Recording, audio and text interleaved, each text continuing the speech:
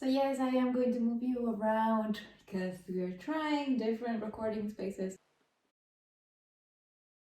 Hi, welcome back to my channel. My name is Isabel and these are the books that I read during the month of June. Starting the month strong, we have Dating Dr. Dale by Nisha Sharma. This is a romance between Dr. Perm. I know, perm, not perv. Who is a dedicated doctor who wants to open a community center aimed to help in health problems for desi people after a tragic incident with his fiance. And he has a TV show when he talks about health issues, and it's also kind of like a talk show of some sorts, but he himself doesn't believe in love. He advocates for arranged marriages, a whole gist. Then he meets Karina. Karina wants a love marriage. After losing her mother, she wants what her parents had. She wants to find love. She wants to find her partner for life.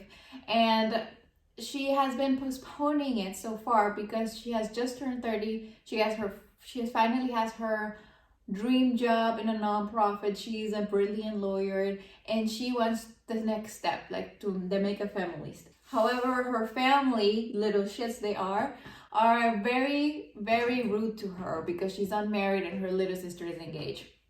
Because of this, she needs to find love ASAP. Also because her house is going to be sold and she wants to buy it, so she needs the money, also the respect from her family, you might say. They meet, and something that enrages me is just her family is such a jerk with her. But whatever, they meet, they have immediate chemistry, they are attracted to each other. It's going to be kind of like a one-night stand thing. However, something happens, they have to go, they kind of hate each other for a while, but then they come together with a plan. They need to fake date and pretend just to build up the reputation so this guy can open his community thingy, so she can buy her house and just like help each other in that way. Of course, they fall in love because this is a romance and everyone falls in love here because life is magical, right? And it's just very cutesy. It has a Taylor Swift love playlist. Is there like a very cute museum date? The steamy scenes are okay. I think that the first one was the best one. And then I'm very picky about my steamy scenes. Sometimes they give me the ick, or I think they're too ridiculous to be true, so So yeah, I think Dating Dr. Dale is a solid option if you like romance, if you're looking into getting into romance maybe. I think I'm being very generous here because now that I think back on it, I don't think it's very memorable, and I've read other romances this month as well that I thought were superior. But I don't know, I think that if you want some easy, fast-paced, getting right into the action and just lovely in like a very cutesy way, yeah, totally. Also, I love that the characters are in their 30s. I love that they're career driven. I love that there is some like representation of Indian culture. Overall, I'm gonna stick to my past gut instinct. I'll give it 4 out of 5 and not be too picky. So yes, add it to your TBR if you really like romance or you're looking for something easy to relate to, I guess. Maybe it's me. Like, you can't just give me a brown character who is type A and who has always been told that she's not attractive enough, or she is too, like, comes too strongly and expect me not to relate, We're hopeless romantics for a reason here. Now, big one of these things is not like the other moment. We have A Certain Hunger by Chelsea G. Summers, and I was captivated by this cover art. I don't know if it's the same cover everywhere because I've seen some very strange art in Goodreads for it when I was trying to review it, but man, this cover really represents the effect of the main character in the story. The thing is, this is a story about prey and predators and how a predator tells their story. Dorothy is in jail. We know that since the beginning. Dorothy was a food critic, connoisseur, and lover, and we know that since the beginning. But we don't expect, at least when I opened this book, because I don't read what books are about, which always surprises me, is that she turns her lovers into food. I don't know if I can say the K word here without being censored, and it's meant to recently that I got my channel back. So yes, she eats people. There you go. We're totally getting canceled again. But it's not that the premise is promising, but it is just the many layers this book has. And I want to talk about that. I'm probably going to make an in-depth review about it. On the superficial level, we have a very entertaining story with targeted chapters, very rounded, well-written ones that you can see as individual units maybe. The style that is like the fake memoir really turns into your morbid sense of wanting to know what's happening and just being nosy about someone else's life, even though we know that this is fictionalized. But the way that Dorothy is over-aware and she talks directly to her readers, and she's like, well, I know that you're here because you want to know X, Y, and Z, but I'm going to give you this. It's very calculating, but also I think that's the key element of why I was like, whoa, this is cool. Because if we move past that, you might wonder, well, is this the whole story? Because Dorothy is writing this with a specific agenda. And she wants to portray something that aligns with what people expect from a psychopath, but also that makes it unique or special in some way to make her unforgettable. She delivers. She grabs our morbid provocation of, oh, I want to read into a psychopath's mind. And she's like, here you go. But you wonder, is this actually who you are? Is this what it is? Or is it just because it's a memoir? And we have talked about in this channel before about memoirs and authenticity and how they use fictionalized elements to tell a story. And here I want to invite you to analyze this book especially, but also to be extra careful when you're talking about Chelsea G. Summers as the author of the whole and Dorothy as the author of what you're reading. There is this extra level to it if you think about it, because Chelsea is writing the whole thing. She is coming up with Dorothy, but Dorothy as a writer on her own, she has her own mind and her own agenda. And that's why I think, especially the ending of this book is intrinsic, but also strange. You feel like it's of us, if almost Chelsea G. Summers and Dorothy are disagreeing on the ending or how this character in this story must be portrayed and thought about, which I found amazing, and I keep thinking about it, which it's probably what you want when you write a story like this. Overall, I think this is a novel that you really want to digest.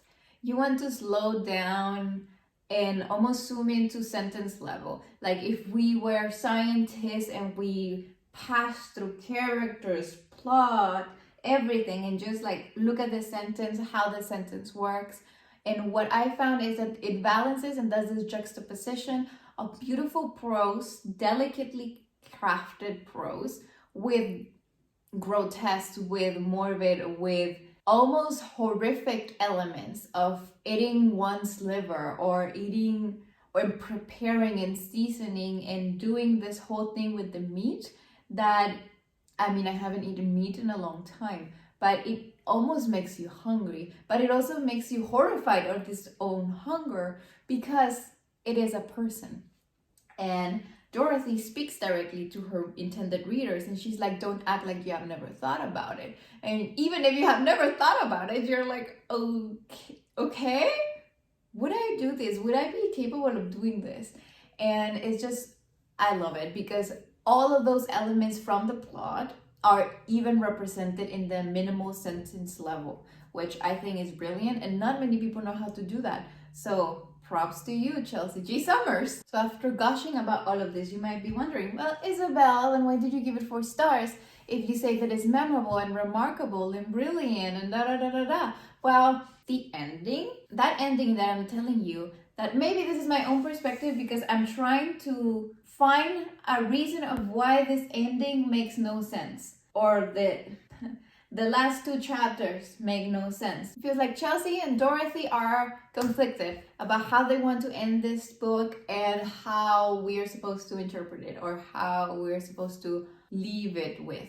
And that is why I took 1 star from it, because if that is the reason to reflect this conflict, cool. But otherwise, if I were the editor, I would have taken 1 chapter specifically that very much ruins for me the character that Summers built. And I'm gonna tell you why. We have in Dorothy an American Psycho type of character.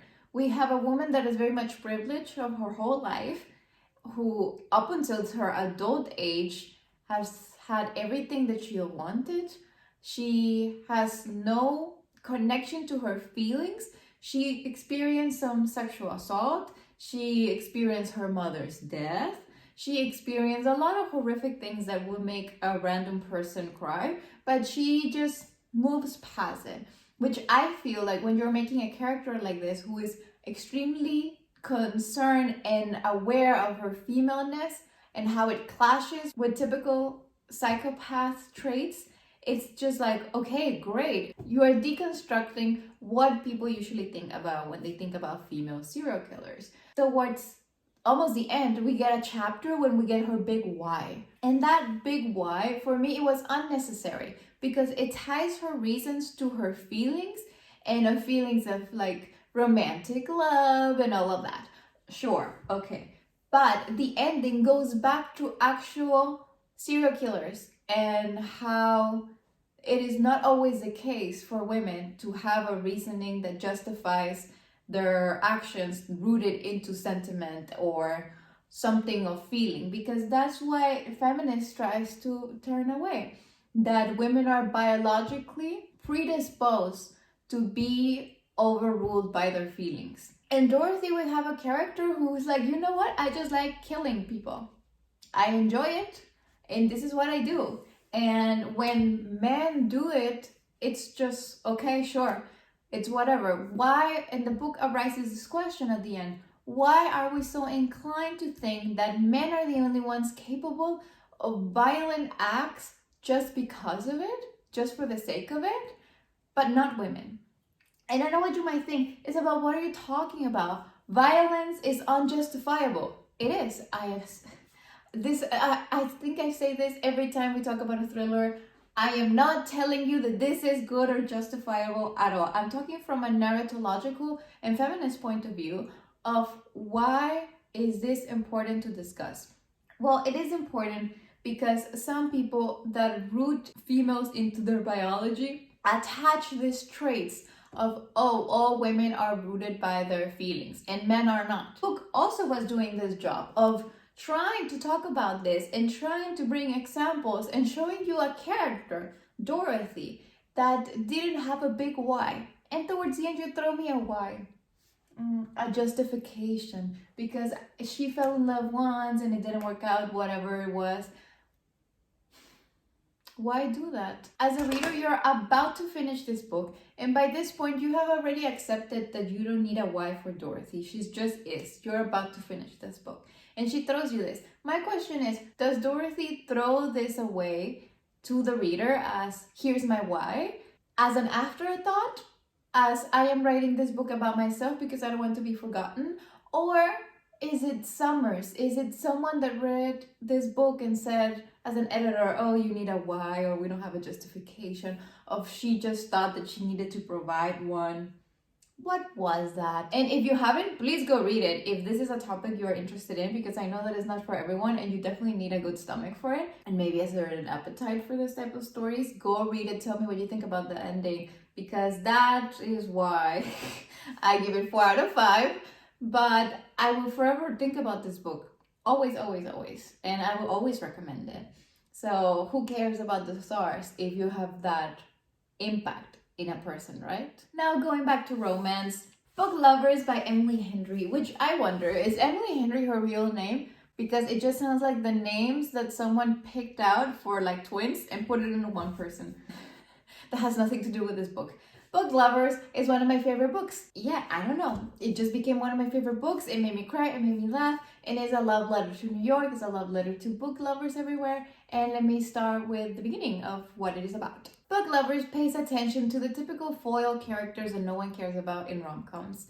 You have the sharp, blonde, career-driven woman who has a perfect manicure and like lives in New York and seems to not have time for anything else other than her job.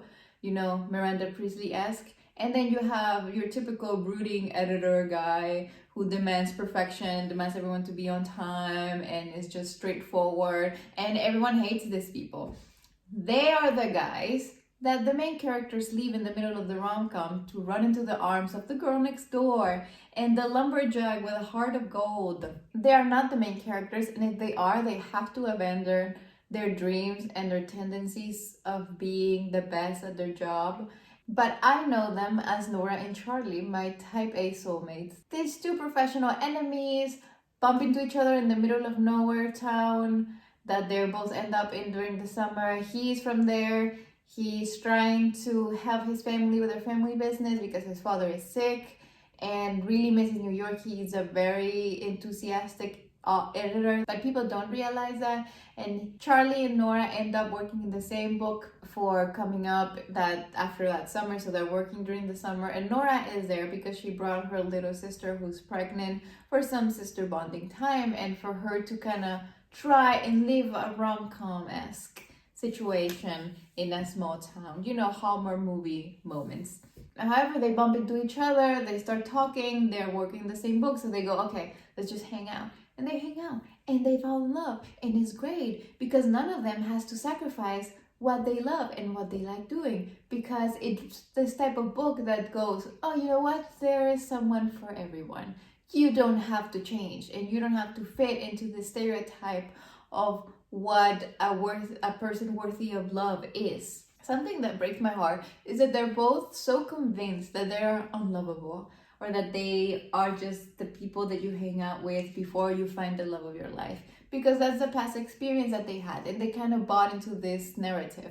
But they just need to open up, you know, they just need to try one more time, try out of their comfort zone, and just realize that they're as worthy of love as the next person. As I said, I cried several times during this novel. It's not that it's a sad one, it's just so wholesome. And it might not be the same to you. It might just be because I am the same type of person. I am career driven and I am type A, and I like the things how I like it when I want them. You know, I am that person. And having a book with main characters who are like me is like, wow. Yeah, you know, I could be the leading lady. Why not? And any other person could be the leading lady or guy in their own story. Nora and Charlie are some of the best written characters I've found. That's when a character goes over the page and just you fully flesh see them. They're a human, they are a person, they are a part of you, but they're also themselves, and they found each other. Of course, this book is a romance. You can read it, you're gonna like it. It's well done.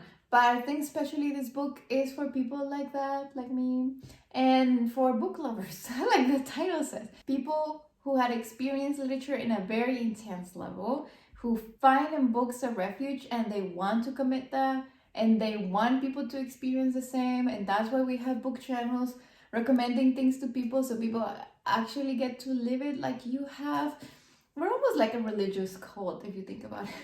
I just want everyone to read this book, but at the same time, I don't want to keep it for myself forever. And that's when you know you found a really good one. I give it 5 out of 5. Yay! Now, because of my love for book lovers, I went and got myself Beach Read. Well, I didn't get myself anything. I don't know in any of these books. But you know what I mean. Also by Emily Henry. I've avoided this book purely because of its title, and I took 1 full star out of my rating because of the title too. But before we get into that, I'll tell you what it's about. Beach Read is about 2 neighboring authors that end up living in the same beach town, and they have like next door houses. Very You Belong With Me moments for Taylor Swift. You know, I love when a romance references Taylor Swift, and all of this do. Okay, so who are these people? January is a romance author. With that name, I feel like you have to. And then there's Augustus, or Gus, who is a literary fiction author. They actually know each other from uni, where they were academic rivals. And Gus was just kind of mesmerized with January's pure, naive belief in happy endings and in romance, because that's what she saw at home. However, 10 years later, now that they bump into each other and they're neighbors in this town, he realizes that she has changed. January is not so sure about romance anymore after her father dying and she discovering that he had another woman and like a secret life, and that's why she's at this house, because that was his other house. So it's pretty much a mess. January is going through a lot of things, but she also has a deadline for turning in a book in September, and this is June. So she needs to like start working. When they bump into each other, they strike a deal. Each one of them is going to swap genres and is going to write in each other's preferred genre, and they're just kind of like workshopping each other and motivating each other. When I think about Bitch Read, is that it is a romance, but it's basically about writer's block. More than book lovers that is kind of like really, really into romance. I think that this novel is just writer's block is what starts the romance. Instead of like enemies to lovers, I would say writer's block into friends, into lovers. Or enemies into writer's block happens, becomes friends, and then lovers. It kind of just ties everything together, and it's so important. And I think that what is happening is January and Gus are the same person in different fonts. That's why they find each other in this moment, and they grow together in the little time that we know them. They also have to meet each other again, or actually getting to know each other this time around. But I call it kind of like second chance romance because they have both been through a lot. And I think that especially this book shows that partners are meant to be your friend. And they're meant to help you and be a good supporting system for you. And giving a wink to book lovers, they're supposed to read you like a book and to understand you and understand what you go through and all of this. So why 4 stars, you might wonder? Hey Isabel, you're being so mean to everything. No, I give it 4 stars because of the title, as I said. Bitch read is a term I despise. I utterly despise it. If a book is described as a bitch read, I am not gonna read it, probably, because I think it misrepresents novels. I think that it lowers them down, and not because the term is wrong or no, it's just that what it implies. It implies that a book is easy to read, not very deep, but that it's gonna keep you entertained. Which is fine. I've described books like that, but when you clump them all into one category, it feels derogatory. They are also target to women, not to men. So it's more like, oh yeah, women read things that are not important and they just like 1 to 10 or whatever. And it's just this image and this all of these things like attached to the term that I don't like it. And I don't understand what's the title of this novel, because January, as a romance author, is really much against all of this. She hates when people disregard her stories and her genre because they're like, oh, romance, so easy to read, so inconsequential, whatever. And I'm like, no. And she is pretty much feisty about it. And I'm like, great for you, keep going with that, because I disagree with it.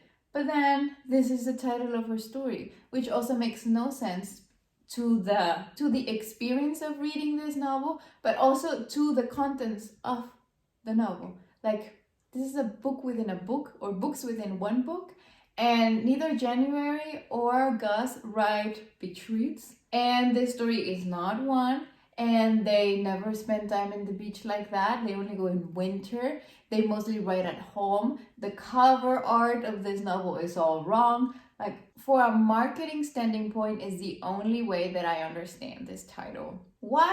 Because if you Google beach read looking for these novels, this type of novels, this one is going to be the first one because that's the actual title.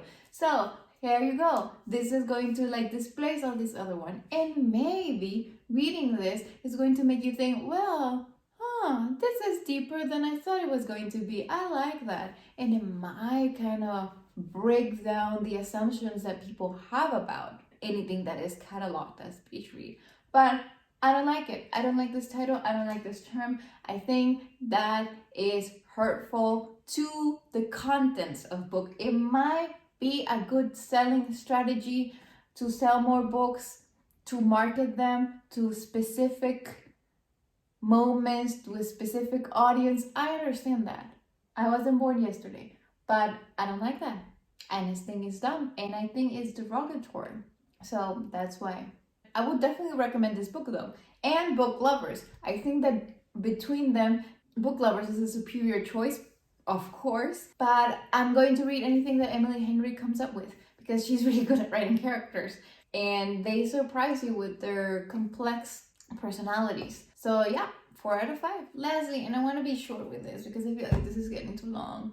Get a Life, Chloe Brown by Talia Hebert. This is a book about Chloe Brown. She has chronic pain which has affected her for like almost 10 years. She lives at home. She feels like she has stopped living life a little bit. So she takes a few steps. She moves out of her family home. She has this handy dandy checklist of, I don't know, doing something bad, riding a motorcycle, going out and dance, plans to get her life back on track. However, all of these ideas are of the life that she knew before this chronic pain, and she realizes that it's very much not about the list, but the people that you do this with, and just kind of getting to know herself now, living with this condition and being 30 and all of that. And here comes into her life Red. He is a golden retriever type of guy with big smiles, a lot of tattoos, ginger hair, a motorcycle, all the good stuff. However, all of this rough exterior really hides a shy guy that is afraid of being hurt again because he was in an abusive relationship with a woman who made him feel like crap. So now we have these two vulnerable people, very broken people, coming in together trying to complete this list. And they fall in love. I mean, they had a lot of chemistry since the very beginning. So it's pretty obvious since I feel like there's no pretense of friendship then falling in love. It's like, oh, we kind of attracted to each other. We're gonna spend time together. Oh, now we are in love. So it's a bit more fast-paced if you like that. And I think that is quite lovely. It's a very round romance book. It has all the things that you like. The steamy scenes, I think, are the highlight of this book in comparison with others because I think the tension is so well driven, so well done, that it never gives you the ache. It never makes you want, I don't know, I feel like it gives you just enough for you to enjoy it and for it not to overshadow the story. I think the two characters, having them not look, well, they are attractive people, Chloe is a badass. She's like this thick goddess with brown hair and like brown skin, and she's super cute and she's girly and she drives Red crazy. And Red is Red. He has ginger hair, he's muscular, he's like, they are both very attractive people, but they're not your typical blonde stock character. And their attraction is just amazing. And even though I love Chloe as a character, I think that Red is so needed in like books in general. But people like Red that prove to guys that guys can be victims of domestic violence as well, that they can go to therapy, that they can enjoy life and enjoy art and be truthful to themselves, and that they are worthy of love. And I think that we often see women as victims of domestic abuse because sadly they are the majority, but men exist very quietly in this conversation as victims. And they go through it and they feel like there's no representation or any help for them, or at least that's how Red feels. And it's very lovely to see him try to pass this and to really seek psychological therapy. And I think that's beautiful. I think they're a great couple, and I give it 5 out of 5. Those are the books I read in June. I am not satisfied yet, so please leave me your romance recommendation. I probably already read it because I am a hopeless romantic. But thank you for watching. I will be seeing you next week, and that's all for today. Keep reading, and when you're not, follow me on all my social media, link down below. And I hope you like it. Bye!